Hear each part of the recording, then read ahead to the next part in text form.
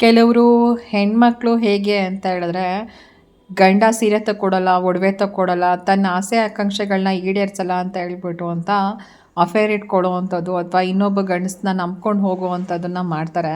ಆದರೆ ಒಂದು ಚೆನ್ನಾಗಿ ತಿಳ್ಕೊಳ್ಳಿ, ಅವರು ನಿಮಗೆ ಎಲ್ಲ ತಗೊಡ್ತಾ ಇದ್ದಾರೆ, ದುಡ್ಡು ಕಾಸು ಎಲ್ಲ ಖರ್ಚು ಮಾಡ್ತಾ ಇದ್ದಾರೆ ಅಂದರೆ ಅವ್ರ ಅವಶ್ಯಕತೆನೂ ಕೂಡ ತೀರಿಸ್ಕೊತಾ ಇರ್ತಾರೆ. ಆದರೆ ನಾಳೆ ದಿನ ನಿಮಗೆ ಕಷ್ಟ ಅಂತ ಬಂದಾಗ, ನಿಮ್ಗೊಂದು ಆಪ್ರೇಷನ್ ಆಗಿರ್ಬೋದು, ಒಂದು ಹಾಸ್ಪಿಟ್ಲ್ ಖರ್ಚಾಗಿರ್ಬೋದು, ಆವಾಗ ಅವ್ರು ಬರೋದಿಲ್ಲ, ಆವಾಗ ಗಂಡನೇ ಮಾಡಬೇಕು. ಸೊ ಹಾಗಾಗಿ ಗಂಡನಲ್ಲಿ ನಿಮಗೆ ಅಷ್ಟೊಂದು ದುಡ್ಡು ಕಾಸಿನ ಅವಶ್ಯಕತೆ ತೀರಿಸ್ತಾ ಇಲ್ಲ ಅಂತ ಅಂದಾಗ ನೀವು ದುಡಿಯೋ ದಾರಿನ ಹುಡ್ಕೊಳ್ಳಿ.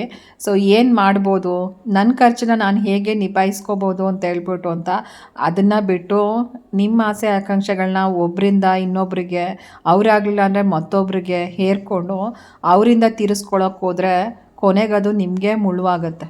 Thank you.